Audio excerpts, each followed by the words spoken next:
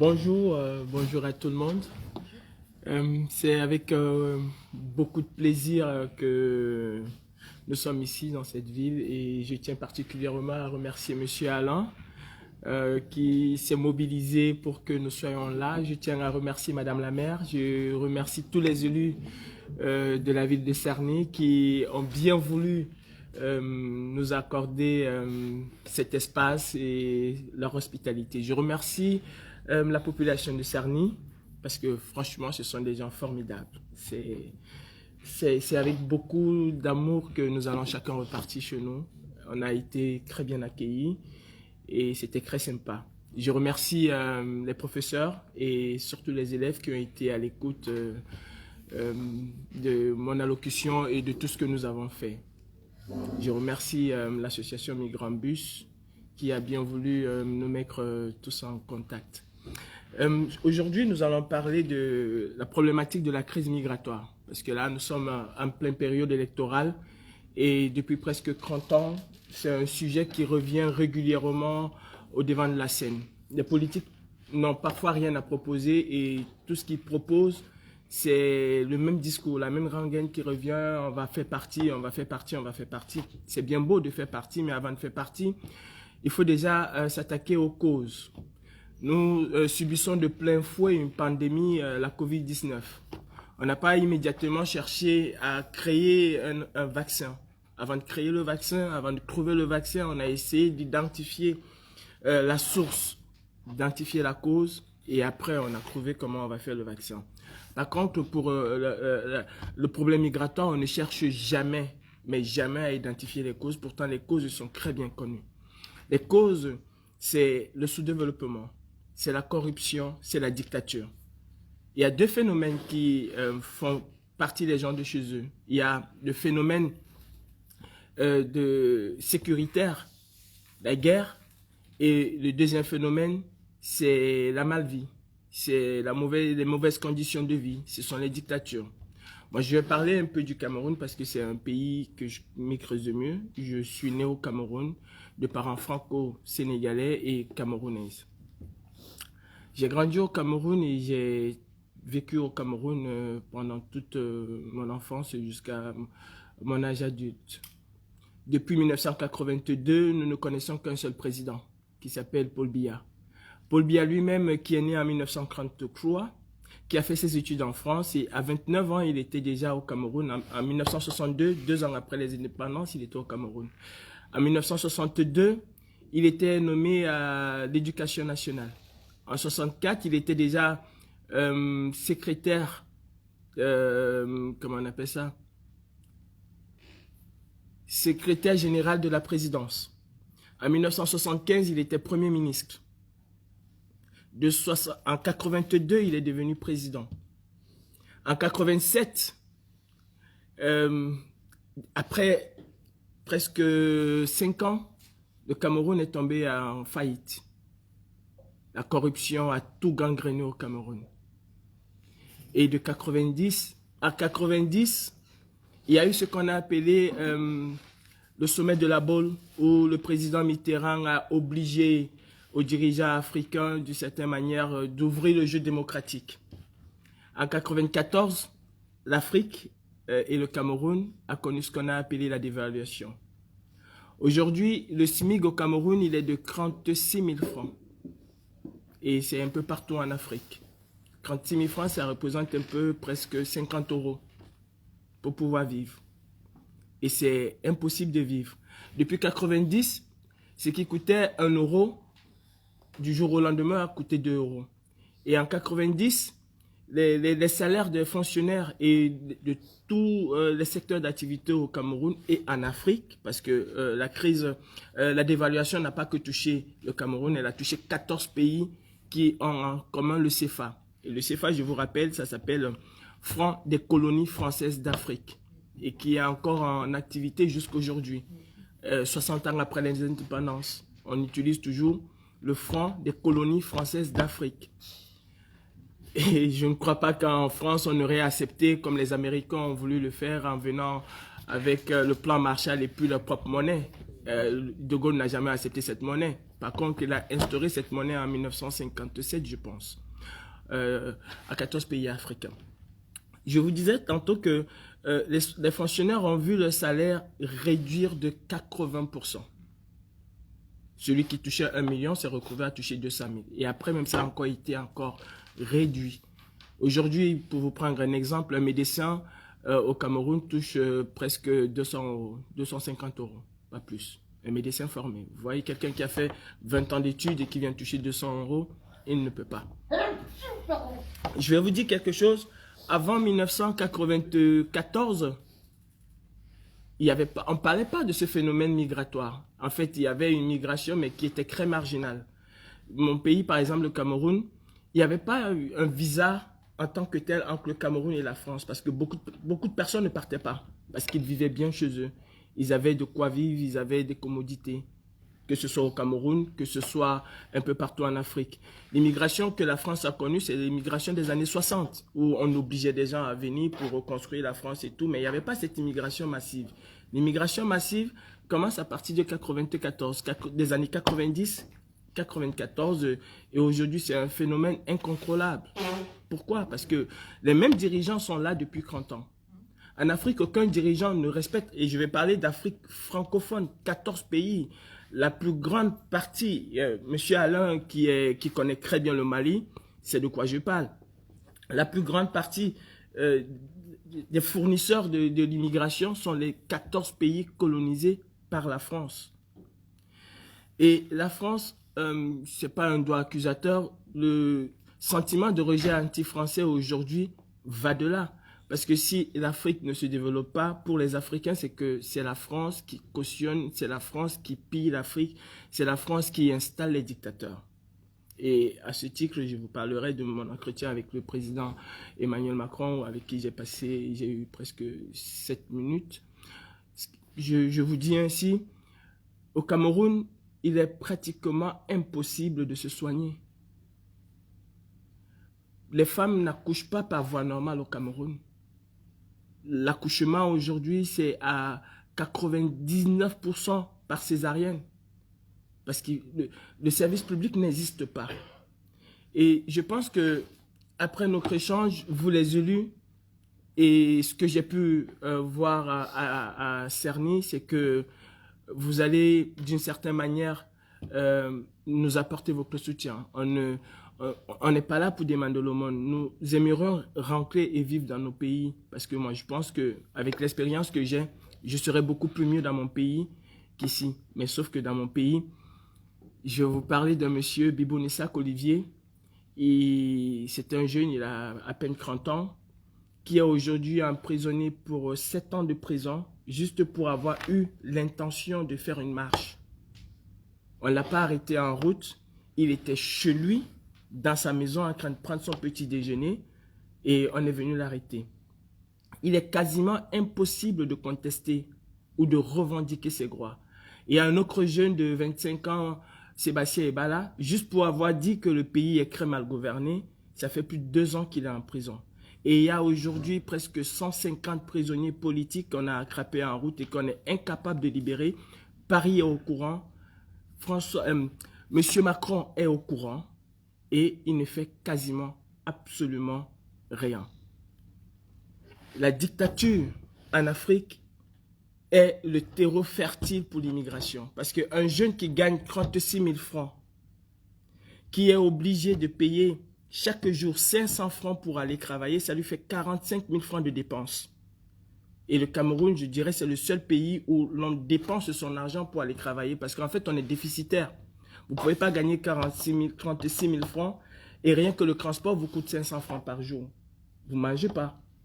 Vous ne pouvez pas vous loger. Et je vous rappelle qu'une chambre, la chambre la plus petite au Cameroun coûte 20 000 francs. Déjà des 36 000, il y a 20 000 francs qui vont dans la chambre. Il y a le câble qui coûte peut-être 5 000. Il y a l'électricité, il y a l'eau.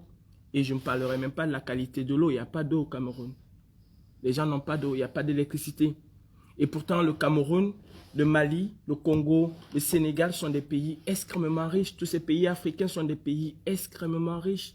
Mais il n'y a aucune infrastructure. Je vous prends un exemple. Le stade du président de la République, qu'on appelle stade Olembe, stade Paul Biya, a été construit en 13 ans. Il a fallu 13 ans pour construire ce stade. Et c'est le stade le plus cher du monde, qui n'est pas fini. C'était un complexe, mais ce n'est pas fini. Le sac de ciment coûte 4 500 francs au Cameroun.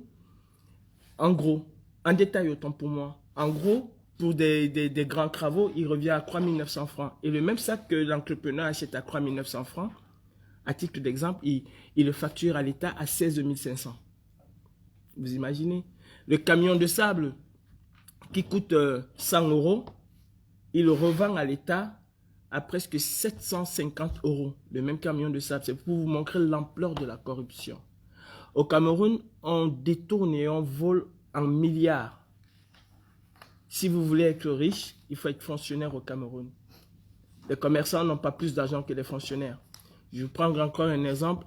Un ministre camerounais, le ministre de l'administration territoriale, M. Atangandi, offre des églises, construit des églises à 1 milliard de francs CFA, presque 2 millions d'euros, qui est largement au-dessus de son salaire. Même en travaillant, en gagnant 5 millions de francs pendant 20 ans, il ne peut pas économiser 1 milliard. Et il offre des églises à tour de bras. Les ministres au Cameroun ont des bons de carburant de plus d'1 milliard. Bons de carburant. Et ils sont à moins de 5 km de leur lieu de service. Mais il a le carburant pour aller chaque année de chez lui à son travail à plus d'1 milliard. La corruption est endémique. Les jeunes Camerounais et Africains ne s'en sortent plus. Moi, je suis passé par le Niger. Le jour où je suis arrivé à Agadez, j'ai vu plus de 5000 jeunes arriver. Et c'était comme ça, j'ai voyagé avec des enfants de 11 ans. Vous avez des enfants au Cameroun, vous avez des gens au Cameroun qui ont des licences, des masters, des bacs plus 5, qui n'ont que pour seul métier mototaximan. Et d'autres n'ont même pas de métier. Qu'est-ce que le président de la République fait? Il appelle la douane. Il demande à la douane combien de motos sont ancrées, combien ont été vendues. Si la douane lui dit qu'il y a 1 million de motos qui ont été vendues, alors il considère qu'il a créé 1 million d'emplois. Pourtant, il n'y a pas d'entreprise au Cameroun. Bolloré paye les Camerounais à 30 000 francs CFA, moins de 50 €. Et ces gens travaillent presque 10 heures, 12 heures, 15 heures par jour. Ils ne gagnent même pas 2 € de l'heure. 2 € même pas. L'Afrique est un continent immensément riche, comme je le disais. Malheureusement, nous avons des chefs d'État qui ne pensent pas à eux. Comment pouvons-nous, nous ici en France, accepter qu'Emmanuel Macron puisse aller se faire soigner aux États-Unis? Ce n'est pas possible. Aucun président africain ne se soigne dans son pays. Il n'y a pas d'hôpitaux. Avant-hier, il y a une jeune fille ça a été révélé dans les réseaux sociaux, une fille de 17 ans qui a donné naissance et qui depuis 1 mois est emprisonnée parce qu'elle ne peut pas payer 200 €. Ça fait 1 mois qu'elle et son enfant sont en prison. Et ce n'est pas le cas unique. Il y a beaucoup, mais beaucoup d'enfants, beaucoup de femmes qui vont donner naissance et qui sont emprisonnées. Si vous arrivez dans nos hôpitaux, il n'y a pas de lit. Il n'y a pas de scanner. Il y a un enfant de 15 ans qui est mort la semaine dernière parce que son père n'avait pas 100 € pour faire un scanner. Par contre, la fille de M. Biya, quand elle vient à Paris, et nous l'avons expulsée d'un hôtel, je représente une association qui s'appelle la Brigade Anti-Sardinat. Une association créée par des jeunes Camerounais, beaucoup de jeunes migrants. Je suis le président de cette association. Nous avons des femmes qui s'appellent des Amazones, des FIT, les Amazones de la Résistance, des FIT, femmes indignées, TANAP comme on dit chez nous, femmes indignées debout. Et nous sommes un mouvement qui nous contestons la présence de Biya. Parce que grâce à nous, M. Biya ne vient plus en Europe. Avant, comme la plupart des présidents, son pays était la Suisse. Il passait 99% de son temps en Suisse qu'au Cameroun. M. Biya aujourd'hui a plus de 90 ans. Plus de 90 ans et il est président quasiment depuis 1975. Comment voulez-vous qu'on puisse en sortir? Si M. Biya a mal à la tête, il vient se faire soigner en Suisse. Je disais tout à l'heure, nous avons expulsé sa fille de l'hôtel Athénée Plaza à Paris. Je ne sais pas si vous connaissez, c'est l'un des hôtels les plus connus de Paris, où elle occupait Croix Suite. et qu'elle payait 18 500 € par jour. Pendant ce temps, il y a des Camerounais qui n'arrivent pas à se faire soigner dans leur propre pays. Et nous voulons qu'ensemble, que nous puissions travailler là-dessus pour interdire, que vous les élus, que vous nous aidez à mettre une pétition sur place pour interdire à ces chefs d'État de venir se faire soigner en Europe, pour interdire à ces classes dirigeantes de venir se faire soigner en Europe. Ce serait déjà un pas énorme pour une reconstruction, pour une construction africaine. La santé, c'est l'une des choses les plus importantes pour un pays. Un pays qui n'a pas d'hôpital, c'est un pays où des gens meurent. Je peux vous dire qu'au Cameroun, les gens meurent plus qu'en Syrie. Il y a des centaines de morts chaque jour abandonnés dans nos hôpitaux. Chaque jour, monsieur les élus. Et nous aimerions qu'ensemble, et ce n'est pas seulement un problème du Cameroun. La misère est telle que je n'apprends rien à monsieur Alain. Je ne comprends pas. Ben, à vous tous, vous êtes tous dans des milieux associatifs. Vous allez au Mali. Je ne comprends pas comment dans un pays comme le Mali, qui a l'or, qui a des richesses, il faut que ce soit des Français qui vont construire des adductions d'eau. Et ce que vous avez vu au Mali, monsieur Alain, ben dites-vous que c'est la même chose au Cameroun. Au Cameroun, c'est encore plus pire. Pourtant, on a le fer, on a le diamant, on a l'or, on a le pétrole, on a le bois, on a une forêt vierge qu'on n'a pas encore exploitée. Il n'y a pas d'agriculture au Cameroun. Nous voulons et nous souhaitons qu'ensemble avec le peuple français, parce qu'il y a beaucoup de préjugés sur les migrants. On n'arrive pas à comprendre pourquoi. On ne veut pas comprendre pourquoi. On dit, ah, ils sont gros chez nous, ils viennent chez nous, la France ne peut pas accueillir toute la misère du monde. Je suis désolé. Les dirigeants français sont responsables de cette misère qu'il y a en Afrique. Et si on ne veut pas mettre le doigt dessus, si on ne veut pas le dire, c'est qu'il y a un problème. J'ai interpellé le président Emmanuel Macron au salon de l'agriculture à l'issue d'un massacre qui a eu lieu au Cameroun. Je vous rappelle, le Cameroun, il y a deux régions aujourd'hui. Il y a une région qui est quasiment en guerre. J'ai interpellé le président Macron et il a dit un mot qui m'a interpellé. Il a dit, parce qu'il y a un opposant, le tout premier opposant camerounais, M. Kamto, qui était arrêté et emprisonné pour rien du tout. Absolument rien. Et quand j'ai interpellé le président Emmanuel Macron, il a dit, j'ai dit à M. Biya, s'il ne libère pas Kamto, je ne le reçois pas à Paris. Et Kamto a été libéré. C'est pour vous dire quel est le poids, vous comprenez le poids que Emmanuel Macron a sur ces présidents africains-là. Nous, la jeunesse africaine, nous ne voulons plus entendre parler du franc CFA. La colonie, c'est fini depuis 60 ans. Pourquoi le franc qu'on utilise dans nos pays s'appelle encore le franc CFA? Je m'arrête là pour le moment et s'il y a des questions, et on pourra, c'est un débat et on pourra échanger. Juste pour que le débat aussi circule, parce que là on a beaucoup parlé du Cameroun, et tu as commencé cette intervention en disant que ce qui était important c'était de voir l'histoire. Ouais. Pourquoi aujourd'hui il y a la corruption, pourquoi aujourd'hui il y a des gens qui migrent, pourquoi aujourd'hui l'État français fait ou ne fait pas ce qu'il faut. Et la question du coup c'est l'histoire. Et moi en histoire, donc tu as parlé du Cameroun, mais peut-être qu'on peut parler du Mali, de la Syrie, de l'Afghanistan. Quel est le rôle de l'histoire dans ce qui se passe aujourd'hui au niveau des migrations? Et ça, c'est un sujet qui pourrait peut-être aussi lancer un débat large que juste le Cameroun, mais voilà, quel est le poids de l'histoire il y a peut-être 50 ans ou plus ou moins dans ce qui se passe aujourd'hui? Dans ce qui se passe aujourd'hui, l'histoire a un rôle important, très important même. Je parlais encore des pays africains parce que c'est ce que je maîtrise le plus. Nous parlons de la colonie. Si la France se comporte telle qu'elle se comporte aujourd'hui, c'est parce que pour elle, la colonie n'est pas encore finie. Pour elle, on n'est pas encore passé à des républiques en tant que telles.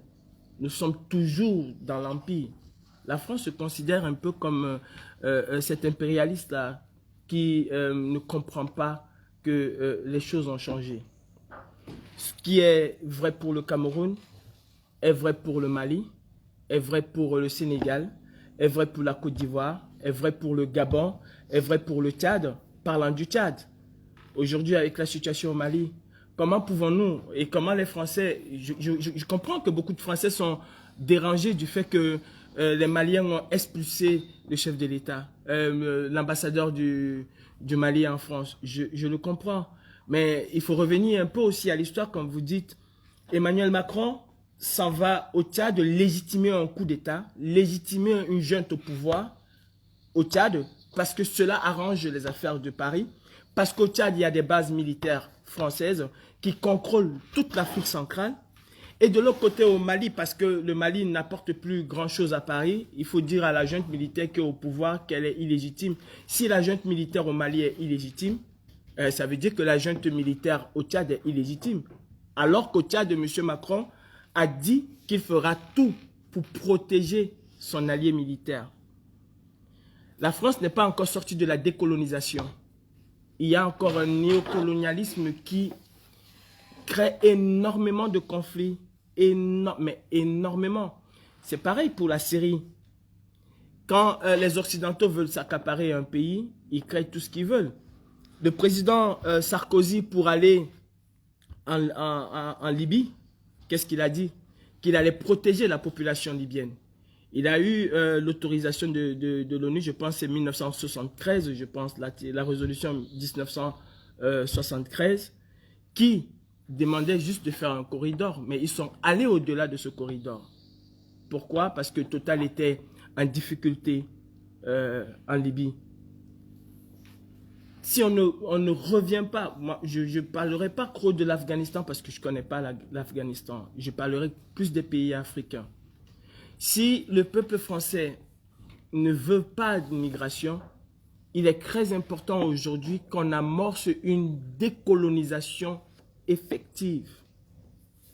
Aucun président africain ne peut être président si Paris n'a pas donné son OK. Aujourd'hui, on accuse Wagner d'être une société paramilitaire. Mais on oublie que Paris est le pays qui a commencé avec ces sociétés paramilitaires. Bob Denah était un mercenaire français à la botte de Paris qui a déstabilisé énormément des pays en Afrique. Ça, on l'oublie. Tout le monde aujourd'hui est consacré sur Wagner. On ne parle pas de ce que la France elle-même a fait. On ne parle pas aux gens que les États-Unis ont privatisé presque l'armée en Irak. Personne n'en parle. Pourtant, en Irak, la zone verte était quasiment gardée par des mercenaires américains. C'est très important que nous travaillons, et moi je suis pour ça, pour qu'on soit dans un partenariat gagnant-gagnant. Pas dans un partenariat de dominer, et l'Afrique est toujours dominée. Vous avez une agence ici qu'on appelle l'Agence française de développement. Ben, si vous demandez qu'est-ce que l'Agence française de développement a développé en Afrique ou au Cameroun, vous n'en trouverez pas. Il y a un pont aujourd'hui qui est construit au Cameroun par Razel, qui gagne le marché, mais Razel qui sous-traite le même pont aux Chinois, résultat des courses, quand il pleut, aucune voiture ne peut passer sur ce pont. C'est le pont sur le Vouri, mais au Cameroun, on l'appelle le Vouri sur le pont, parce que quand il pleut, c'est impraticable et ça a coûté des milliards. Des milliards. Bolloré aujourd'hui a quasiment le monopole de tous les ports francophones africains. Toute la logistique, c'est Bolloré en Afrique. Et comment voulez-vous que l'Afrique se développe? Nous préférons que l'argent que la France donne aux États, et je l'ai dit au président Emmanuel Macron, tout ce que vous donnez revient en France. Et c'est sûr, tout l'argent qui part, soi-disant pour aider les Africains, ben les présidents africains et toute cette oligarchie-là prennent cet argent pour revenir acheter des villas, des duplex et n'importe quoi. Vous avez vu comment on a arrêté le fils d'Obiangema avec des centaines et des centaines de millions d'euros de voitures au détriment du peuple même. Nous ne voulons plus, nous Africains, nous jeunesse africains, prendre la route de la Méditerranée. Et on parle encore de cette route de la Méditerranée. Est-ce que vous savez que l'Union européenne, que la France est complice de ce qui se passe même encore en Méditerranée? Parce que c'est elle, c'est l'Union européenne qui finance les Libyens pour faire ce qu'ils font et qui ferme les yeux. Vous avez été en Grèce. Vous savez très bien que l'Union européenne, malgré le discours anti-turcs qu'ils ont, ce sont eux qui financent les Turcs pour faire ce qu'ils font. Comment voulez-vous qu'un pays où il n'y a pas un respect des droits d'homme, des droits de l'homme, comment voulez-vous que les peuples puissent rester? Monsieur Bibou Nissa qui est en prison aujourd'hui, vous pensez que s'il sort, il va vouloir rester au Cameroun, il va vouloir immigrer, il va vouloir venir en France? Et encore, nous parlons de l'immigration. Quand moi, le Camerounais intellectuel avec des diplômes, je ne sais pas quoi, je viens en France, je suis immigré. Mais on oublie qu'il y a aussi les Français qui vont au Cameroun, mais eux, ils ne sont pas immigrés. Eux, ils sont des expatriés. Ils sont chez eux. Ils sont chez eux, ils sont des expatriés. Quand un Français quitte la France pour aller au Canada, il n'est pas un immigré, il est un expatrié. C'est un peu hypocrite d'utiliser ce genre de terme. Oui. Oui, moi, en fait, j'avais deux choses. Vous venez d'en parler de l'Angola, de Total, hein, parce que Total est vraiment aussi, enfin, quand on parle des structures politiques, il y a aussi toute cette structure économique qui est monstrueuse, qui fait, là, Total vient de sortir de Birmanie, mais après combien de soutien du pouvoir corrompu, enfin, c'est toujours le même mécanisme, et donc, je pense que c'est intéressant aussi de se pencher là-dessus, comment couper les ailes à Total, à Bolloré, enfin, ça c'est des vraies questions politiques. Et puis juste pour redire aussi, on parle beaucoup de l'Afrique parce qu'on est ici, mais le plus gros quota d'expulsion, c'est Mayotte, hein, vers les Comores. Et il y a aussi la question de on fait rien pour soutenir les Comores, et ce qui se passe à Mayotte, c'est dramatique aussi. Voilà. Et c'est là où il y a le plus d'expulsions. Donc juste pour redire, parce qu'on est tellement aussi, nous, métropolo-centrés, hexagonal-centrés, qu'on oublie nos dom-toms qui sont aussi des anciennes colonies. Hein, c'est toujours le même mécanisme post-colonial. Et qui jouent là aussi à Mayotte ou en Guadeloupe, où il n'y a même pas d'infrastructure correcte avec le Covid. L'hôpital de Pointe-à-Pitre n'est pas complètement reconstruit, alors qu'il y a une épidémie terrible. Voilà. Et donc ce rapport post-colonial, on l'a aussi avec nos départements et territoires d'outre-mer. Donc voilà, je voulais juste dire, peut-être nous parler de Total si vous voulez, mais et puis aussi voir que ça agit même en France, quoi. Vous avez choisi un très bon sujet. Vous me demandez de parler de Total. J'ai été à Total il y a presque 2 ans. J'ai fait une opération à Total. À l'issue de cette opération, nous, les membres de la brigade anti-Sardina, nous avons fait pression sur Total qui a annulé la Coupe d'Afrique des Nations au Cameroun. Je parlais tout à l'heure du Cameroun qui est divisé en 2. En fait, il faut comprendre que après la défaite allemande, le Cameroun a été divisé en 2 parties. 80% du territoire a été rétrocédé aux Français, sous protectorat français, et les 20% restants ont été rétrocédés aux Anglais. Et il y avait 2 pays. En 1960, les Nations Unies ont demandé aux Camerounais de la partie anglophone s'ils voulaient rejoindre le Nigeria ou s'ils voulaient rester avec le Cameroun.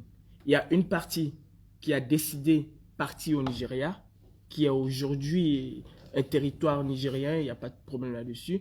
Il y a une autre partie qui a voulu rester avec le Cameroun, mais tout en ayant son autonomie comme avant elle avait avec les Anglais. Parce que le système anglophone, le système des Britanniques, c'était de vous laisser vous autodiriger. Or, le système francophone français, c'était pas ça.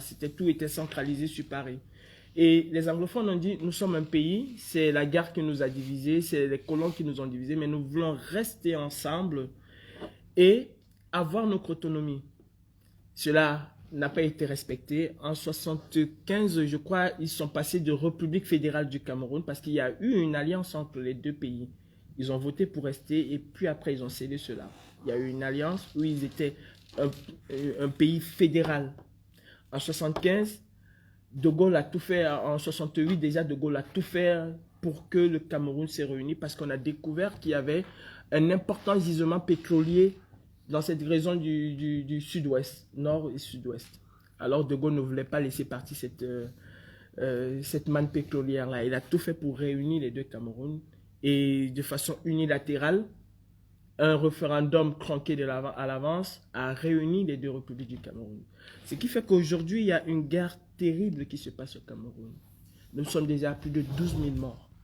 Et si vous voyez les atrocités, que ce soit des deux côtés, que ce soit du côté des rebelles ou du côté du gouvernement, c'est terrible.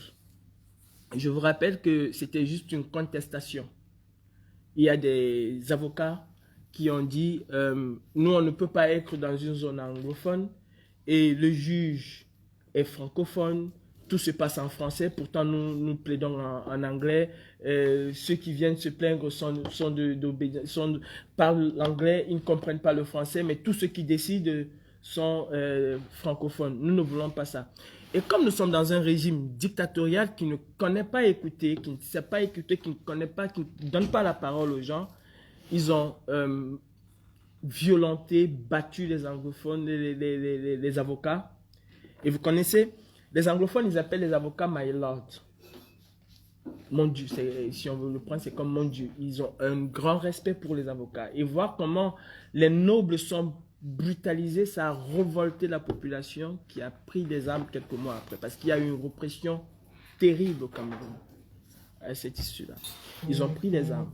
Aujourd'hui au Cameroun, il y a une Coupe d'Afrique des Nations qui s'appelle Total Can Energy, qui est en train de se jouer.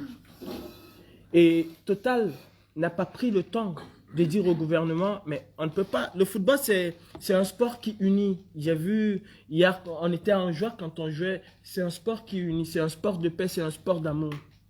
Total n'a pas pris le temps. Et même les dirigeants français qui sont aujourd'hui contre les Jeux Olympiques en Chine, soi-disant que c'est la dictature, n'ont pas pris le temps de dire au gouvernement camerounais, ok, vous voulez organiser ceci, mais il faut déjà pacifier le pays. Total, comme avec le Gabon, décide de ce qu'il veut. Même pas seulement Total. Vous avez parlé de la crise sanitaire. Le groupe Castel. Le gouvernement camerounais avait pris une décision de fermer tous les débits de boissons. Le groupe Castel a fait pression sur le gouvernement camerounais et les débits de boissons ont été ouverts. Il n'y a jamais eu de confinement au Cameroun parce que le groupe Castel s'y est opposé. Les brasseries du Cameroun, pour pouvoir vendre. Et je vous rappelle que le Cameroun est le pays où on boit le plus au monde. Ouais. Où on boit le plus au monde. Total est en train d'organiser aujourd'hui une Coupe d'Afrique des Nations, faire sa publicité. Et de l'autre côté, et même dans les stades où ils vont jouer, juste à côté de ces stades-là, il y a des tirs de balles. Il y a des tirs de balles. Il y a eu presque 14 morts dernièrement, il y a presque une semaine, mais Total, ils s'en foutent complètement. Tout ce qui les intéresse, c'est s'accaparer de cette zone-là et pouvoir avoir le pétrole pour eux et pas pour l'État du Cameroun. Est-ce que vous savez que le Cameroun est un pays producteur de pétrole et que le pétrole est plus cher au Cameroun qu'en France? Ben, le pétrole est plus cher au Cameroun qu'en France. Le Camerounais qui gagne 50 € le mois, il achète sa bouteille d'huile au même prix que le Français qui gagne 1500 € de SMIC. Au même prix. Il achète l'huile ou bien le sucre, il achète plus cher que celui qui est en France qui gagne 1500 €. Toutes les sociétés françaises qui sont installées au Cameroun le savent très bien. Et d'ailleurs, ils prospèrent parce que le cadre est propice à cela. Donc Total est partie prenante de tout ce qui se passe, pas seulement Total. Est-ce qu'il y a des mouvements populaires en Afrique de désobéissance ou des mouvements qui s'insurgent de cette situation-là? Dans aucun pays africain, il est du Congo, il va vous dire, dans aucun pays africain, il n'y a aucun mouvement qui est... C'est des prisons directes. Et vous avez ce phénomène-là, vous avez des opposants qui sont farouchement opposés au régime, mais une fois qu'ils sont au pouvoir, font exactement plus pire que leurs prédécesseurs. Et c'est aussi et encore cautionné par Paris.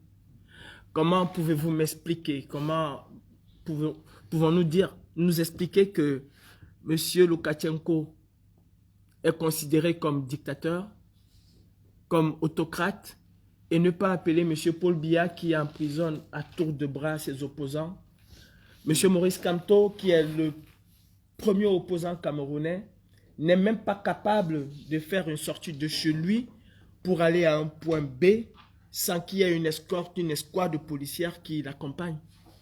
Il a voulu dernièrement faire la dédicace de son livre. Il a été séquestré dans un hôtel. Aucun opposant, il n'y a pas d'opposition au Cameroun. Et pas seulement au Cameroun, il n'y a pas d'opposition au Sénégal, il n'y a pas d'opposition au Mali, il n'y a pas d'opposition. Ouattara a été élu pour 2 mandats. Après le 2e mandat, comme tous les présidents africains, il a changé la constitution. Il y a pas, on ne peut pas contester en Afrique. C'est su, c'est connu. Parce qu'il y a l'armée qui est aussi en lien avec le pouvoir, en fait, ça veut dire. L'armée et le pouvoir, c'est un. C'est un, d'accord. Vous avez la chance en France, et je le disais aux élèves dernièrement, vous avez la chance en France d'avoir une police, une vraie police. Parce que dans tout corps de métier, il y a des bonnes personnes, il y a des brebis galeuses.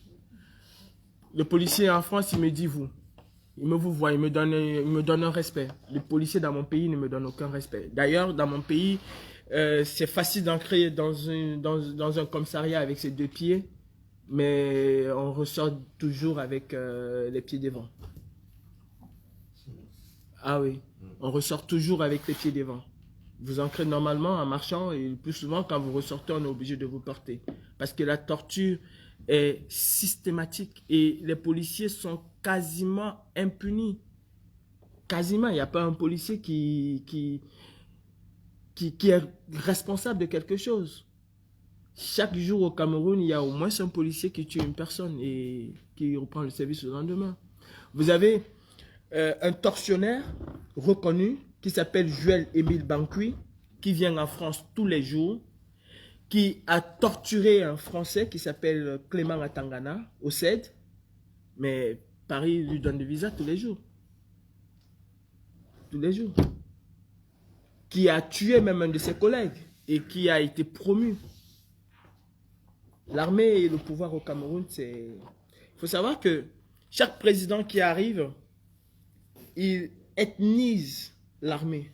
En fait, sa garde prétorienne, c'est son ethnie.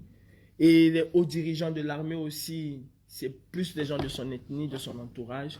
Et du coup, chacun est libre de faire ce qu'il veut, comme il veut, quand il veut.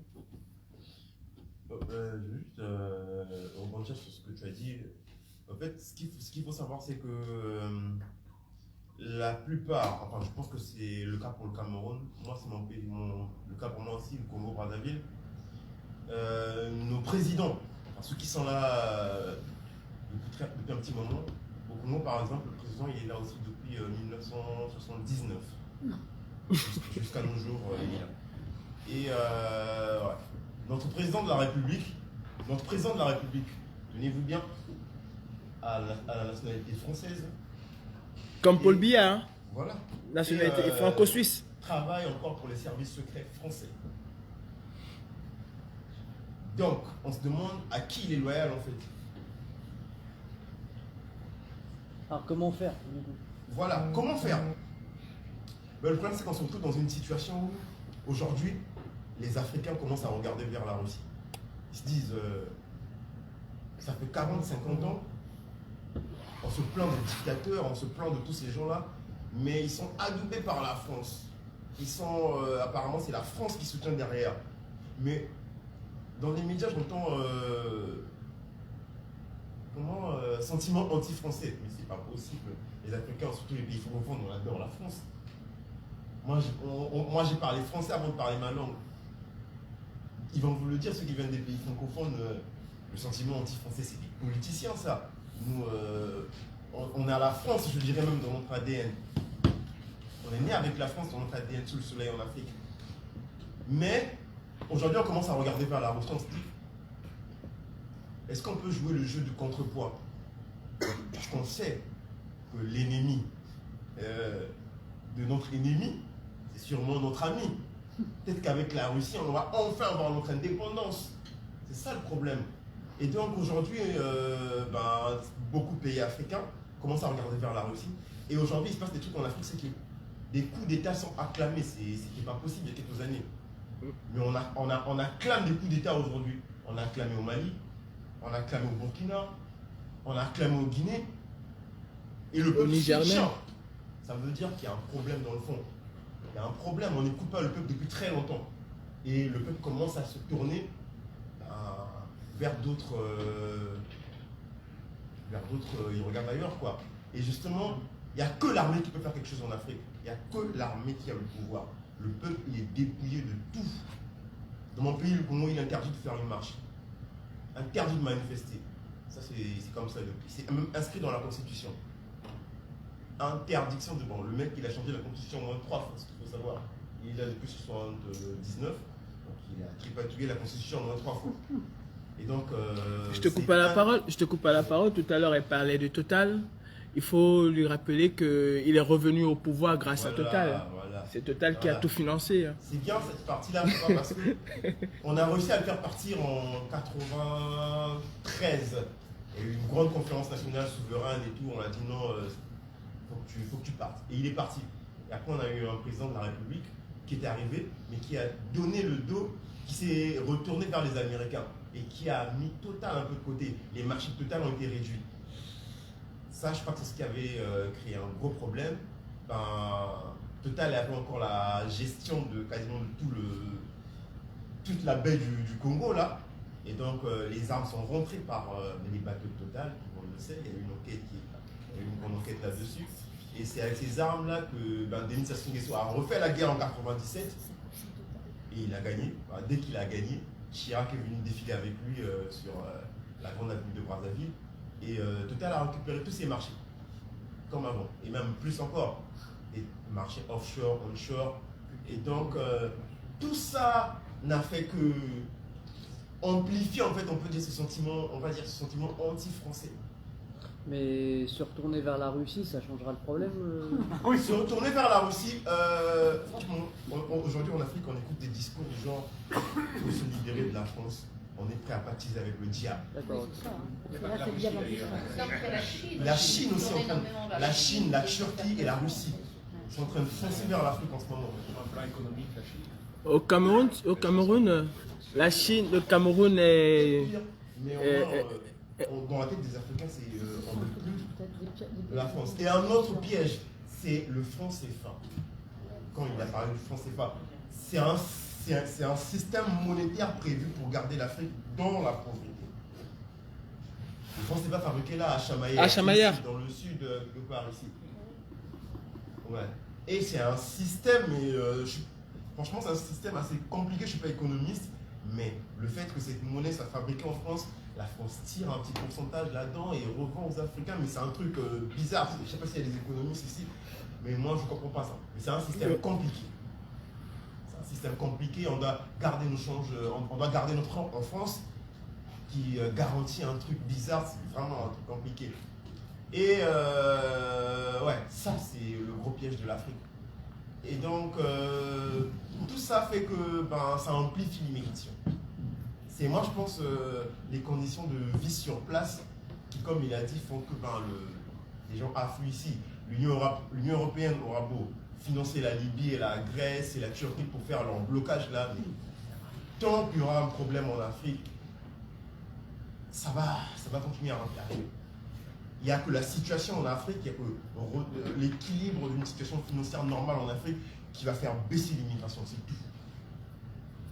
Oui, monsieur. Oui, mais Alain. Monsieur Alain, oui. Monsieur. Ok, oui, Alain. Il y a deux choses, ça c'est possible. Ah pardon. Non, non. Moi je voulais revenir sur ce que tu disais tout au début. Ici, je crois que dans cette assemblée, on est convaincu de toutes les idées que tu as développées, notamment qu'on pille ces pays, que les grosses entreprises françaises, etc. Mais je crois que, à l'heure actuelle, je crois qu'il faut bien revenir sur pourquoi on quitte son pays. Quelles sont les raisons? On parlait de dictature, et c'est pas partout pareil, c'est la pauvreté. C'est la pauvreté, c'est la misère. C'est le fait que la liberté aussi. Et qu'on se fait une idée de là où on va aller, il y a la lumière, il y a le fruit qui coule à flot, etc. Mais je crois que c'est pourquoi on quitte son pays. On quitte son pays. Pourquoi en fait, Parce que Pourquoi on embarque sur un bateau pourquoi au risque de... qu'est-ce qu'on va rechercher Et il y a une majorité de Français qui connaissent ça. Mais à l'heure actuelle, plus que, on parlait d'histoire, plus qu'il y a des années, etc., il faut, pour ceux qui sont convaincus de ça, se battre contre des idées qui sont les contraires à ça, effectivement. à fuir la misère, etc. On a des idées, c'est ils viennent pour prendre nos travaux, ils viennent pour piller, ils viennent pour... mais même dans ma famille, pourtant je milite depuis 60 ans, moi, j'entends, c'est « Si, papa, ils passent devant nous quand il y a des logements, si !» Et ces idées-là, elles sont de plus en plus prégnantes, alors que la France a été, si on refait l'histoire, un pays d'accueil.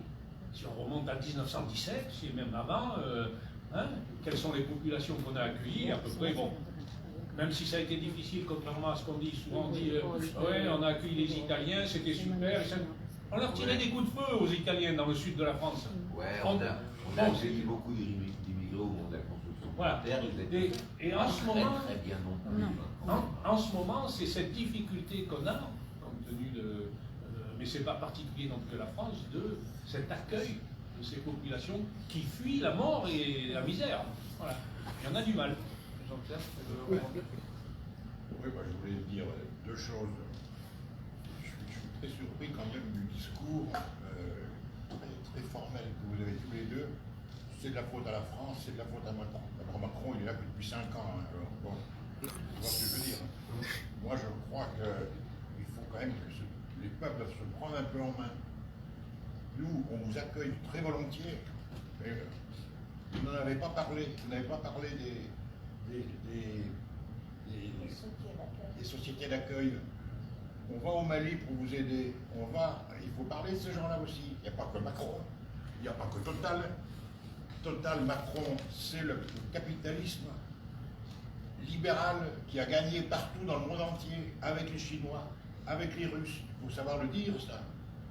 Et la misère, elle est plus seulement en Afrique, elle est aussi il y a des Afghans, tu as chanté avec une yéménite, il n'y a pas, tu comprends, il faut faire, moi je suis très surpris du discours, la France est responsable pendant combien de temps nous allons être responsables de la situation en Afrique. Nous on vous accueille volontiers, moi je suis content, tu m'as fait pleurer quand tu as chanté hier. Maï a chanté sa chanson pour rendre hommage à sa mère. Il faut en parler de ça aussi quand même, parce que alors, moi je me sens presque très étonné là que tu dis la France. Moi je t'accueille volontiers. Mais je ne suis pas responsable de ce qui se passe en Afrique. Quand j'étais gamin, j'accueillais les Rital d'abord. Et puis après j'ai accueilli, mon père m'a appris à accueillir ceux que les racistes appelaient les bougnoules. On les accueillait, on les aidait à envoyer de l'argent en Algérie. Mais il y a des Français qui font ça depuis leur vie tout le temps. Alors bien sûr, il y a des connards qui écrivent ça. Ça, il y a des connards sur la ville, là. Ils vont répandre la gale, ils vont pisser dans nos piscines. Ma maison va perdre sa valeur. Mais ça, c'est Zemmour et Bolloré qui soutiennent ça. Alors je suis d'accord, quand tu parles de Bolloré, il a mis partout, mais c'est Bolloré, c'est le capitalisme, c'est pas la France.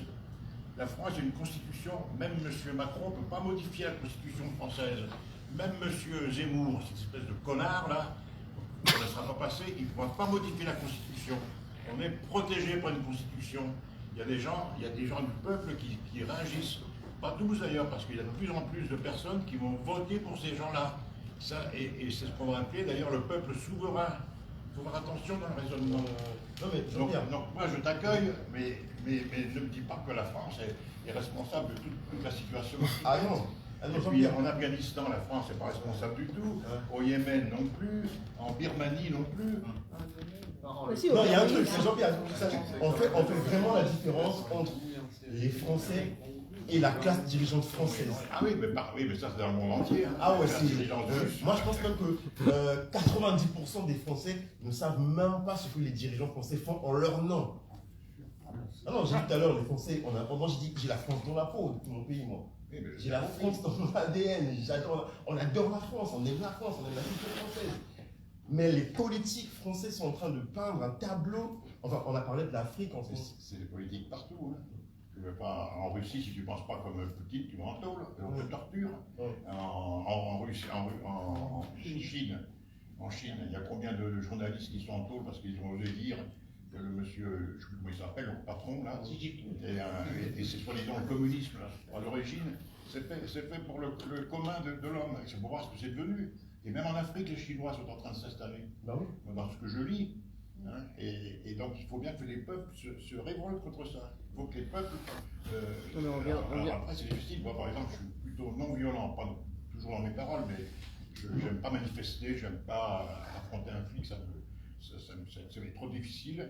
Mais donc effectivement, il faut peut-être des révolutions. J'ai un fils, moi lui dis il faut la révolution. Bon, c'est pas qu'il la fera parce qu'il est tranquille dans son coin, mais les peuples sont aussi responsables de leur situation. Il n'y a pas que les politiques. Monsieur Jean-Pierre. Je suis d'accord avec toi que les politiques ils font chier, mais quoi faire? Pardon, excusez-moi, 2 minutes, je m'arrête. Vas-y. 2 minutes. C'est vrai que les politiques, ils ont leur part. Mais pourquoi on vit en France? Et pourtant, on accuse la France, hein, mais on est en France. C'est parce qu'on sait que les Français, c'est des gens géniaux. Pas tous quand même. Mais en majorité, les Français, moi j'appelle ça la pensée française. J'adore cette pensée française. Je trouve que les Français, c'est des gens qui ont développé une certaine... je sais pas, mais non, en général, c'est un truc que je trouve sur le peuple français que vous avez du cœur. À la différence des politiques français qui sont, en fait, qui font le contraire. Et donc, oui, je comprends que tu sois un peu touché, parce que là, on a attaqué les politiques, en fait. Mais des fois, en parlant des Français, c'est pas de vous qu'on parle, on parle des politiques. Je pense qu'il faut plutôt qu'on précise des politiques françaises en Afrique. J'ai bien compris, mais je ne sais pas comment l'expliquer. La France ne peut pas porter le poids. Je peux raisonner comme certains gens, le droit qui raisonnent, mais on ne peut pas porter. Moi, je ne me sens pas du tout, je ne peux pas porter le poids de ce qui s'est passé en Afrique. J'ai toujours lutté contre. Petit mon père m'a appris ça, j'ai toujours fait ça. Mais par exemple, pour le petit Congolais qui est là-bas à Pointe-Noire, qui voit comment ça se passe, à qui on raconte que bon, ce monsieur-là, il est repassé au pouvoir avec des armes françaises. Lui, il n'a jamais été en France. Mais il met dans sa tête, ah ouais, donc c'est les Français qui le soutiennent. Monsieur, je vais répondre. Je vous comprends très bien, je comprends très bien vos préoccupations, mais sachez-le, je comprends bien tes préoccupations, mais il faut que tu le saches, les Africains, il y a un sentiment anti-français. En mars, en avril et en mai, j'écrivais au président Macron pour lui dire, Monsieur le Président, si vous ne changez pas la politique française en Afrique, vous allez perdre des pans de pays africains. Vous allez vous retrouver dans l'histoire comme Napoléon n'a pas su traiter avec Toussaint Louverture, qui voulait une coopération gagnante avec la France et que la France, elle voulait toujours imposer ce système impérialiste. Quand nous parlons de France, nous ne parlons pas des citoyens français. Si je suis aujourd'hui joyeux devant vous, c'est parce que des Français et des Françaises m'ont tendu la main. Et j'ai encore pu le découvrir ici. Les Français sont généreux. Il y a une bonne partie qui sont très cons, mais il y a une très grande partie qui sont, franchement, je dis ce que je pense, mais il y a une très grande partie des Français qui sont amour.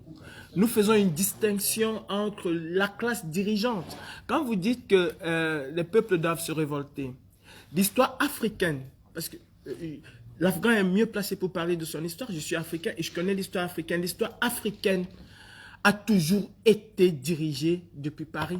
Le général de Gaulle est l'instigateur même de cette France-Afrique-là. Et la France-Afrique avait pour seul objectif de piller. Valéry Giscard d'Estaing, c'est lui qui disait qui devait être président en République centrafricaine ou pas. François Hollande, pareil. Je vous rappelle que M. Paul Biya, en 90, à la Baule, a dit qu'il était le meilleur élève de Paris. Quand un président se considère comme un élève, vous n'allez pas empêcher le peuple de penser que c'est Paris qui dicte ses lois. Et nous le... Les cas au Mali, François Hollande. Non, mais moi, je suis et c'est de ça que nous sommes contre, mais nous ne sommes jamais contre les Français. Si le sentiment de rejet français était dirigé au peuple français, je peux vous assurer qu'il y aurait déjà eu des attaques contre les Français, mais on sait très bien faire la part de choses entre les dirigeants français et la population française. Vous dites que c'est le peuple qui doit prendre ses responsabilités, je suis tout à fait d'accord avec vous. Et je mène aujourd'hui un mouvement qui va dans ce sens. Je suis même contesté dans la diaspora camerounaise parce que moi j'estime que c'est le peuple qui doit le faire. Mais il y a aussi un autre frein, le peuple n'arrive pas à le faire. Pourquoi? Quand M. Emmanuel Macron, je parle de lui parce que c'est le président de M. Paul Biya, et je le lui ai dit en face, quand il dit Paul Biya exécute, quand il dit Denis Sassou Nguesso exécute, quand il dit les présidents français de la France-Afrique exécutent.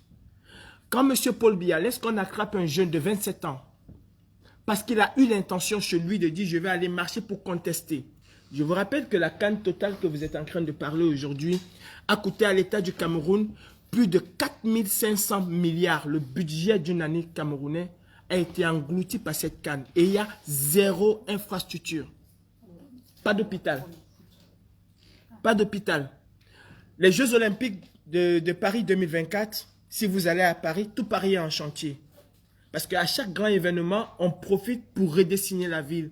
Si Cerny accueille un grand événement aujourd'hui, je suis sûr que Cerny va mettre des logements sociaux, va mettre des logements, va mettre des infrastructures pour pouvoir accueillir cela. 4500 milliards de francs CFA sont sortis des caisses de l'État et il n'y a rien qui a été construit. Il y a 135 personnes aujourd'hui qui sont en prison tout simplement parce qu'elles ont demandé des comptes. Où sont passés nos 4000 milliards? Je vous rappelle, la Banque mondiale a alloué pour la Covid au Cameroun 180 milliards qui ont été complètement détournés. Et quand M. Biya vient à Paris, on lui déroule le tapis rouge. Quand il arrête ses opposants qui met en prison, quand il arrête tout contestataire qui met en prison, et quand il vient à Paris, on lui déroule le tapis rouge. Je vous rappelle, la France a des valeurs. Et pour moi, la valeur de la République, contrairement à ce que dit M. Zemmour, ce n'est pas dire bonjour, respecter, se courber devant le policier. Si aujourd'hui on parle des droits de l'homme dans le monde, c'est une valeur de la France. Si on parle des droits de l'homme dans le monde, c'est une valeur de la France. On parle de l'écologie aujourd'hui, tout le monde se met à l'écologie. C'est ce que la France a apporté de bien dans le monde. On parle des peuples qui se prennent en charge. C'est une valeur française. Pour moi, ce sont les valeurs de la République. Et ces valeurs-là, la France devait les défendre partout où elles se trouvent. Sauf que quand ça l'arrange, comme avec le Mali, elle défend les valeurs des droits de l'homme. Elle dit, ah non, ce sont des poutistes, ils sont illégaux, ils ne vont pas respecter les droits de l'homme. Quand c'est au Cameroun, là au Cameroun, les droits de l'homme sont respectés. Un pays où il n'y a pas d'hôpital, où le chef de l'État est obligé de venir se faire soigner parce qu'il a mal à la tête en France. Mais qui est-ce qu'on va accuser? On n'accuse pas la population française. On accuse... Moi, j'entends bien ça, j'ai le même ressenti. Hein, mais concrètement, je comprends bien la douleur que ça représente quand on habite un pays comme ça et qu'on voit que les gens ne peuvent pas se soigner, etc. Nous, par contre, moi, je me mets de l'autre point de vue. Moi, de ma petite personne, qu'est-ce que je peux faire concrètement? Concrètement, je me dis, bah voilà, soutenir, j'ai déjà donné de l'argent pour soutenir un lycée qui ouvre pour des jeunes filles, pour que les jeunes filles puissent aller au lycée, etc. en Afrique. Des choses de gens, pour moi, je veux du concret. Parce que je peux compatir, j'entends bien. Mais c'est pas ça qui va faire avancer les choses, que je compatisse. Moi, ce que je veux, c'est qu'est-ce que moi, je peux faire. Politiquement, je ne vais pas changer le destin du monde. Donc, moi, ce que je veux, c'est qu'on me dise, bah voilà, telle association, elle est sérieuse, on peut donner de l'argent pour que les jeunes filles puissent avoir l'éducation, parce qu'on sait que si elles ont de l'éducation, les enfants derrière, ça ne suit pas, etc. Bon, moi, je suis enseignante, donc l'éducation, pour moi, c'est super important. Moi, c'est ça que j'attends un peu, parce que tout le discours historique, je le connais plus ou moins, comme je suis prof d'histoire géo, je ne connais pas tout. Mais moi, je voudrais des trucs concrets que je peux faire pour aider. Mais même si je comprends la violence que ça a pour des gens qui ont été obligés de venir ici, je le comprends parfaitement. Pour autant, voilà. Moi, je me dis, si chacun fait des petits trucs concrets pour aider, si on est des milliers à faire des petites choses concrètes, les gens qui sont éduqués vont peut-être pouvoir bouger sur place, puisqu'on veut qu'ils bougent et qu'ils se prennent en main. Enfin, c'est ce que je pense. Je vais me permettre de répondre à madame. À la gauche, là, il y a une demande. Oui, je vais me permettre de lui répondre. Madame, vous voyez, je suis tout à fait d'accord avec vous. Et c'est à votre honneur de donner de l'argent pour aider ces enfants à aller à l'école. Vous allez aider jusqu'à quand? Monsieur Alain, il ne faut pas que je l'appelle monsieur, ça fait 28 ans qu'il est au Mali, qu'il apporte son aide avec... j'ai pu voir que Cerny est une ville où il y a une grande générosité. Ça fait 28 ans qu'il apporte. Est-ce que cela a pour autant changé quelque chose? Moi, je pense que si on aide les jeunes filles à être éduquées et avoir des métiers et avoir une formation, elles vont pouvoir agir. Je suis tout à fait d'accord. Et donc là, Je suis tout à fait d'accord. Je suis tout à fait d'accord. C'est en ça que ça me semble Mais moi, je pense que le problème, il est beaucoup plus politique que humanitaire. Et ça fait très longtemps qu'on fait dans l'humanitaire et qu'on néglige le volet politique. Et vous allez aider la jeune fille qui va aller à l'école, qui va avoir un savoir, et le politique décidera que la jeune fille n'a pas de parole, que la jeune fille doit être voilée, que la jeune fille doit être ceci, alors vous avez fait toute cette aide pour rien, parce qu'au final, elle ne pourra apporter aucune solution. Nous voulons changer des régimes politiques. Il a dit tout à l'heure ici quelque chose de très important, que M. Macron ne peut pas changer la Constitution française, que Zemmour ne pourra pas changer la Constitution française. Nous voulons changer les choses au niveau politique. Nous, jeunes Africains, il y a beaucoup d'Africains qui sont en France, qui sont partout dans le monde, qui veulent rebâtir et reconstruire leur pays, donner une dignité à leur pays. Mais ils ne peuvent pas rentrer dans leur pays parce que les conditions ne sont pas réunies.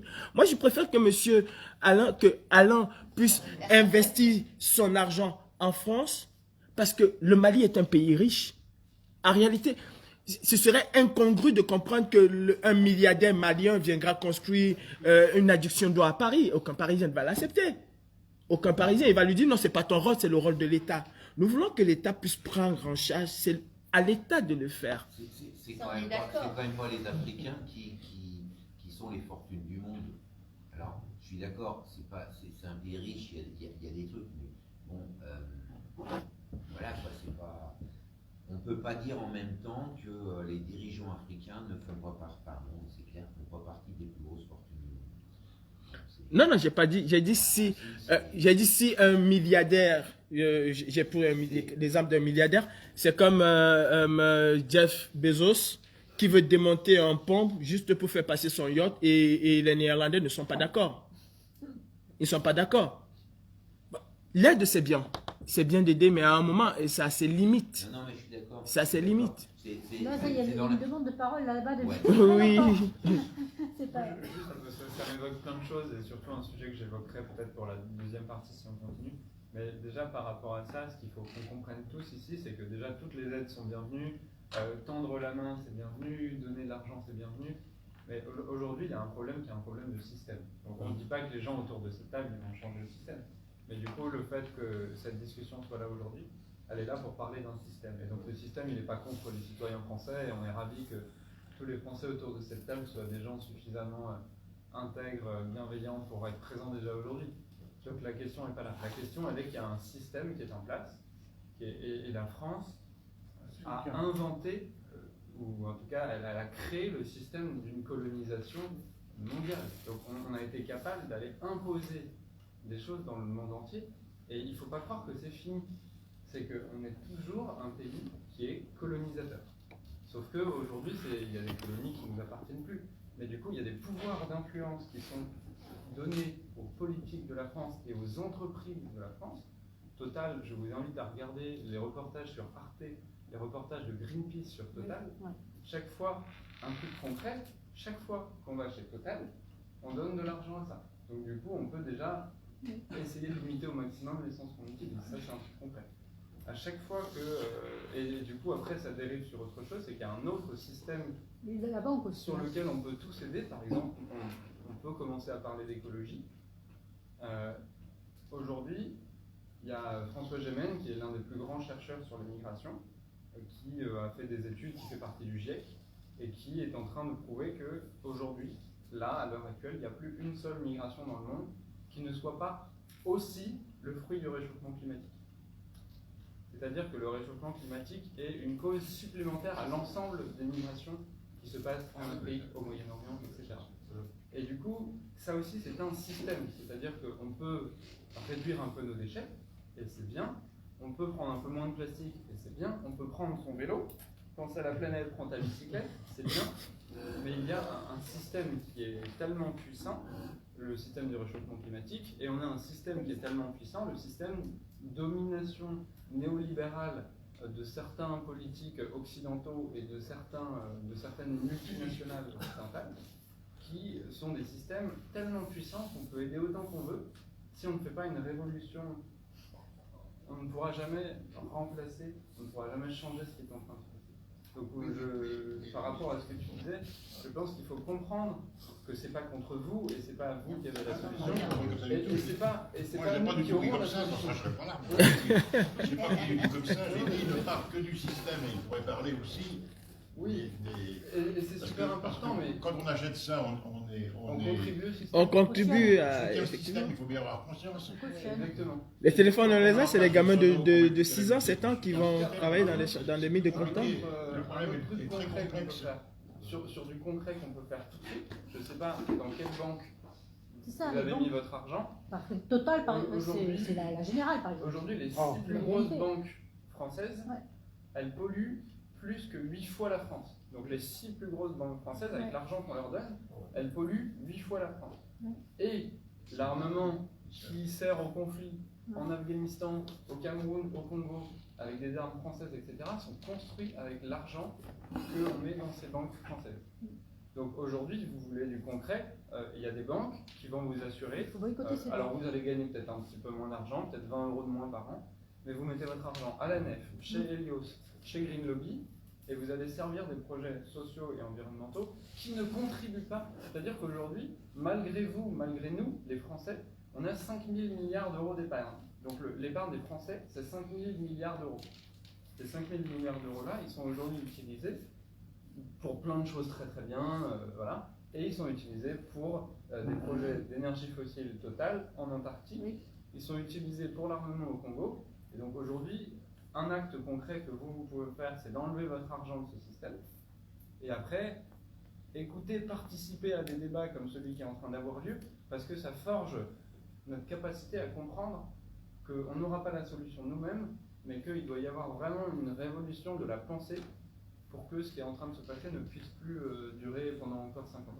Je suis d'accord, là, je te le dis, moi, Oui, alors.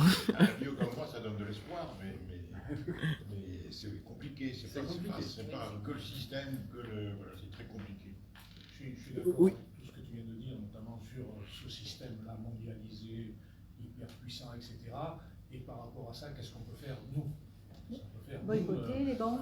Voilà, ce que tu viens de dire, les débats, c'est important. Amazon. Sur le plan politique, il y a des moments où on peut manifester politiquement. Il va y avoir 25 candidats, je ne sais pas s'ils sont tous pour conforter le système de la France-Afrique, peut-être pas, je ne sais pas. Là, on peut peut-être. Nous allons y travailler. Par rapport à ce que tu disais tout à l'heure, notamment sur l'exemple que tu prenais de la fille, je ne suis pas tout à fait d'accord avec toi. Je ne suis pas tout à fait d'accord avec toi. Des petites choses, avec beaucoup d'humilité, ce que l'on fait, par exemple, les amis qui sont ici, on est en train d'aider un jeune Malien qui est venu comme toi, qui a traversé la Méditerranée, qui a failli y laisser sa peau au moins 2 fois, parce que le canot s'est dégonflé, ils n'avaient pas de gilet, etc. Tout ça. Bon, c'est des petites choses, c'est sûr que c'est pas le système va continuer, etc. La deuxième chose qu'on a faite la semaine dernière avant votre arrivée, c'est qu'il y avait 70 migrants qui étaient au bord de la route, qui, dans des petites tentes, parce que c'est 70 migrants qui étaient embauchés par la Poste. La Poste a sous-traité avec une association qui s'appelle DPD. DPD, ils ont sous-titré avec de Richebourg. Et depuis le mois de novembre, ils ne sont pas payés. Et la semaine dernière, c'est 70 bons gendarmes français qui sont allés les évacuer. Je ne sais même plus où ils sont. Voilà des petites actions. Et par contre, sur ce que tu disais tout à l'heure, et par rapport à l'association qui est sur Cerny, enfin Ndouma, c'est-à-dire que quand je vais sur Bamako, effectivement, peut-être qu'il y en a, ce que je disais tout à l'heure, qui rêvent de la France et de la lumière et tout ça.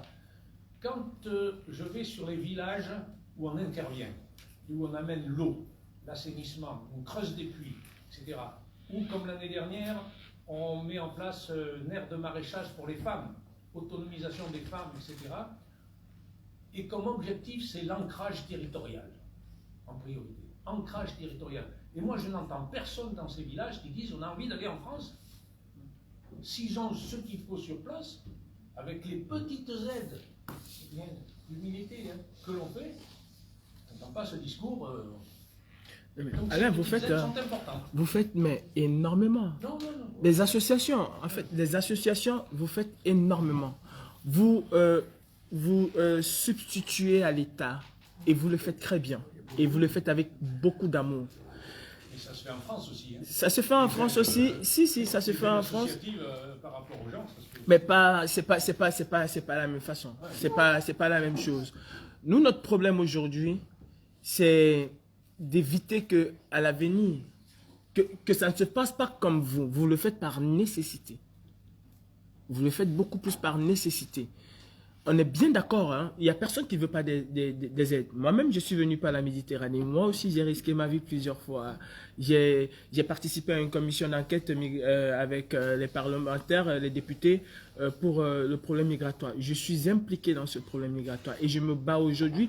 Je vous rappelle que je suis fiché par la DGSI. Ils disent dans leur rapport que je nuis gravement aux intérêts fondamentaux de la France. Ils ne veulent pas de moi en France. En fait, jusqu'à ce qu'un juge décide autrement, ils n'en voulaient pas de moi parce que pour eux, je nuis aux relations. Je dis ce qui est dans la note, hein, dans ma fiche. Je nuis gravement aux relations diplomatiques entre le Cameroun et la France et je nuis gravement aux intérêts fondamentaux de la France. Et nous dénonçons ce genre de comportement martial des autorités françaises parce que nous voulons un bien-être pour nos populations. Moi, j'aimerais vous voir demain en tant que touriste éco-participatif, parce que je viens visiter un village à Bamako, j'apporte quelque chose, j'apporte une plus-value, mais pas en tant que quelqu'un qui vient construire les puits, qui vient construire, parce qu'on a des dirigeants qui sont votés pour ça, qui doivent le faire. Vous avez... Je te disais tout à l'heure, tu connais le Secours populaire français Oui. Le Secours populaire français, il vient en appui. Il y a 4 millions de Français qui ont des problèmes de logement. Oui, le Secours populaire français, il vient en appui. Il ne se substitue pas. Or, chez nous, il n'y a même pas une structure qui s'occupe de ces femmes-là, comme elle disait tout à l'heure. Dans des villages, il y a des villages où une femme, elle est bonne pour rester à la maison. Une fille ne va jamais à l'école. Pour que les associations puissent même envoyer ses filles à l'école, c'est un problème. En France, il serait impossible de rester avec son gamin de 5 ans, de 10 ans, de 8 ans à la maison. Ce serait impossible. Il n'y a pas... En fait, l'État est tellement centralisé qu'il s'occupe que d'une chose, la corruption. Qui ne s'occupe que d'une chose, c'est de s'engraisser. Au Cameroun ou au Mali, on ne vole pas en milliers de francs ou en milliers d'euros, on vole en centaines de millions d'euros. Vous avez un ministre qu'on arrête parce qu'il a volé 45 milliards de francs CFA. 45. On en a arrêté un autre avec des gros sacs, mais pleins de billets de banque. Plein de billets de banque. Il y a un mec qui voudrait parler tout à l'heure. Demande là-bas. Mais vas-y. Je veux reprendre tes paroles de tout à l'heure concernant la valeur de l'homme, les droits du peuple. Tu parlais de la France qui sème, enfin c'est ce que j'ai compris, qui sème dans le monde la valeur de l'homme, le droit du peuple. Et je veux dire, je suis persuadée que ces valeurs-là, c'est inné à tout être humain dans le monde entier. Et il n'y a pas que la France qui répand ces valeurs-là. C'est dès la naissance, on doit avoir ces valeurs-là. Le droit de l'homme, le droit de vivre. Et donc, on peut dire, moi je suis persuadée que partout dans le monde entier, chez tous les peuples de ce globe terrestre, ça existe.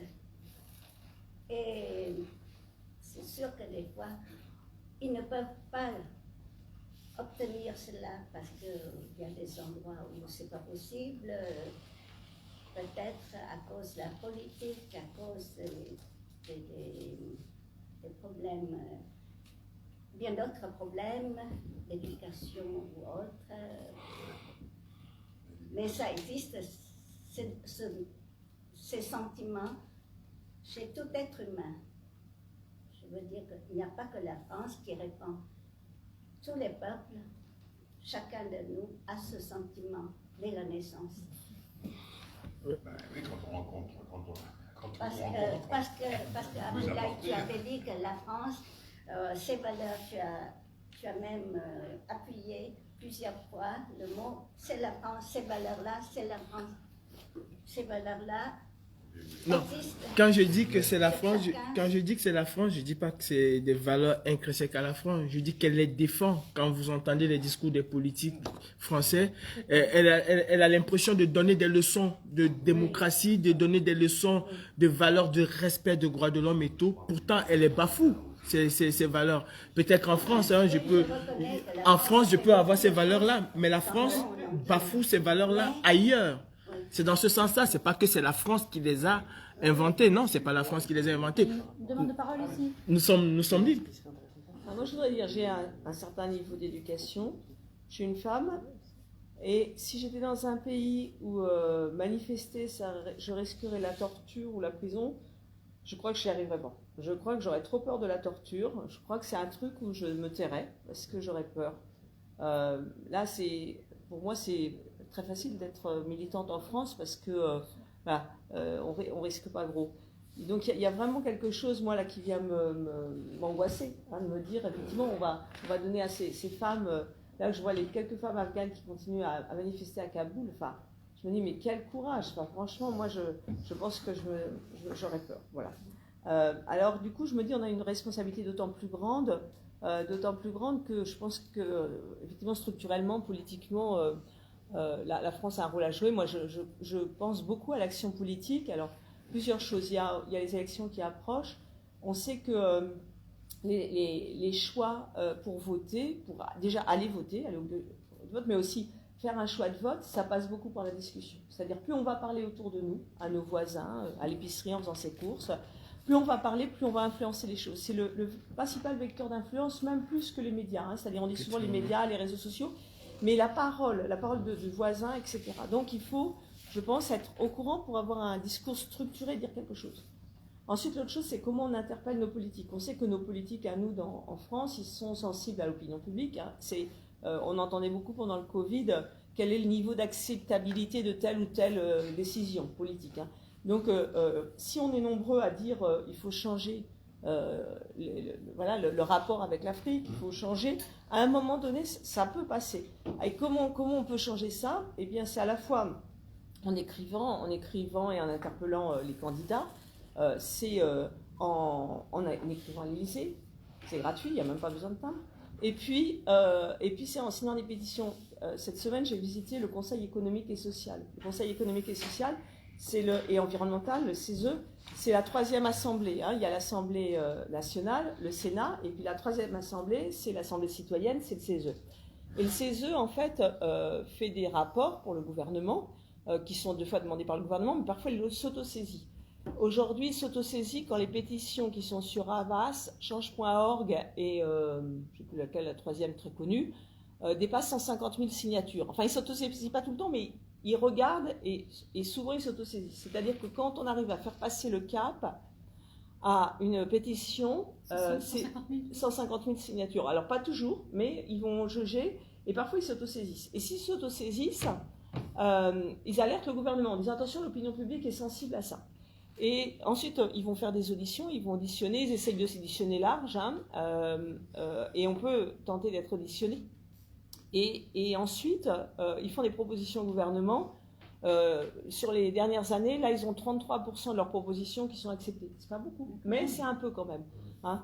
Donc, moi, je dirais que mon rôle de citoyenne qui est confort, hein, qui risque pas d'être torturée là en France, c'est d'aller vers les gens, de leur parler de ça, de cette question de la migration. Les migrants, ils viennent pas mais ils viennent parce qu'il y a un système structurel Bolloré, Total et gouvernemental historique qui vient rendre impossible la vie là-bas. Et donc, d'interpeller les partis sur qu'est-ce que vous allez faire. Alors, il y en a sur des partis, je n'essaierai même pas, hein, parce que c'est vraiment des pourritures. Et puis, signer des pétitions, voilà, et faire des choses qui disent aux dirigeants, attention, l'opinion publique est sensible à ça. Je pense que c'est vraiment important. Il y a une organisation aussi qui s'appelle le CCFD, Terre Solidaire, qui fait ce genre de choses, qui alerte, travaille à la fois sur le pays, mais en finançant des projets qui sont proposés par les gens du pays et non pas imposés par les Français. Donc ils étudient les différents projets et ils financent chaque année un certain nombre de projets, et ensuite ils alertent l'opinion publique et ils essayent de faire quoi sur le... Ça n'a pas une grande audience et c'est en train même de baisser, je crois, alors que c'est un mouvement qui n'est plus d'église aujourd'hui. Il a été d'église et il est maintenant vraiment laïque, vous êtes les citoyens, et il a... Là, pour le coup, quand on donne un euro chez eux, on sait que c'est un euro qui va être dépensé avec les gens du pays sur un projet qu'ils ont eux-mêmes choisi et qu'ils ont défendu. Madame demandait tout à l'heure, qu'est-ce qu'on peut faire? Qu'est-ce qu'on peut faire? Moi, je suis la voix des 125 prisonniers camerounais qui sont aujourd'hui embastillés pour la plupart, tout simplement parce qu'ils se sont retrouvés, comme vous disiez tout à l'heure, dans la rue pour réclamer un bien-être social. Et tous, quasiment tous ont été arrêtés et sont emprisonnés à des peines allant de 2 à 5 ans de prison. Olivier Boubounissa, qui a été arrêté chez lui, a été emprisonné à 7 ans de prison. Pourtant, il n'a même jamais été dans la rue. Jamais. Sur la voie de ces personnes-là, et je vous invite, je vais vous donner des liens, à porter ce mouvement. Vous êtes des élus, à écrire à l'Élysée, comme elle a dit, pour obtenir la libération de ces gens. Et la ville de Cerny, à ce que j'ai vu avec jeudi, vous êtes des personnes tellement accueillantes.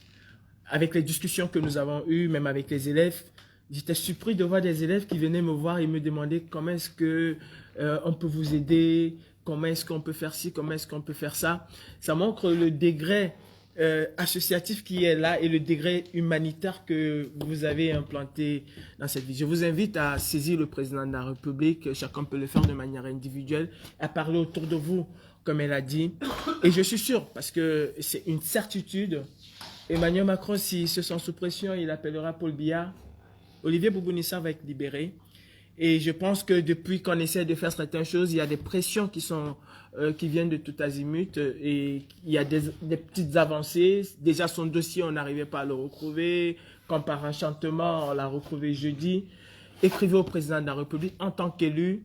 Je pense que c'est encore un poids qui porte plus que la nôtre. Et Amnesty ? Amnesty International aussi, qui s'est offusqué. Mais voilà, tant que Macron ne parle pas, M. Biya, il n'écoute personne.